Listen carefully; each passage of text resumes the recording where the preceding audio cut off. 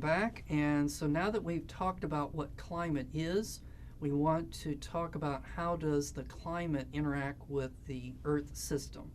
So the Earth system consists of the frozen part of the Earth, the liquid part of the Earth, the gaseous part of the Earth, the solid part of the Earth, and then with life on the Earth. So let's talk about what does water do. So this is going to be called the hydrological cycle. Where does water come from and where does water go to? And so you can start anywhere that you want in the cycle, but I'm going to start off with volcanoes. So let's say that you've got a continent is right here and it's got a volcano on it. So water is going to come out of a volcano and then it's going to go into the atmosphere. So where does it go next? Well, as it cools off, that water is going to condense into clouds, and then the clouds are going to rain back onto the Earth. So now it's going to rain. Where could it rain? Well, it could rain back over here where you have glaciers. So that would be the cryosphere. So the water could be frozen over here in the form of, oh, I don't know. So let's say that that's a glacier. So ice. It could be frozen in the form of ice.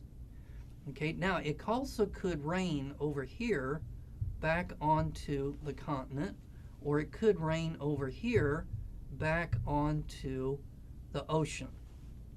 So the oceans can store lots of water, and so can the continents. So when it rains on the continent, where could it go? It could go under the ground, so that would be groundwater. It could go into the soil, and then plants could take that water out and they could transport the water back into the atmosphere.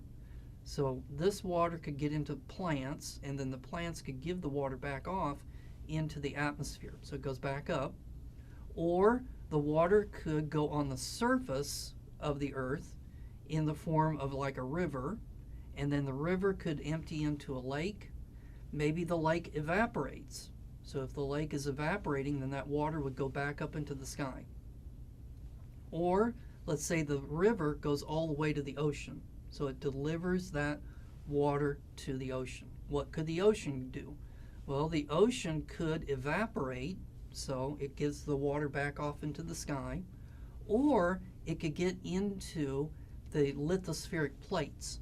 So down here, let's say this is the bottom of the ocean, that's a lithospheric plate, and let's say it's saturated in water. Where could it go? Well, one thing we found was that it would be subducted underneath the continent, and it would start to melt, and then the lighter portions of this, including the water, would go back up to the surface, and it would come back out the volcano. So that completes the cycle. So there are many loops in this cycle, but that shows you where water comes from and then where water goes. Okay, in our next segment, we're going to talk about how does the geosphere affect the climate.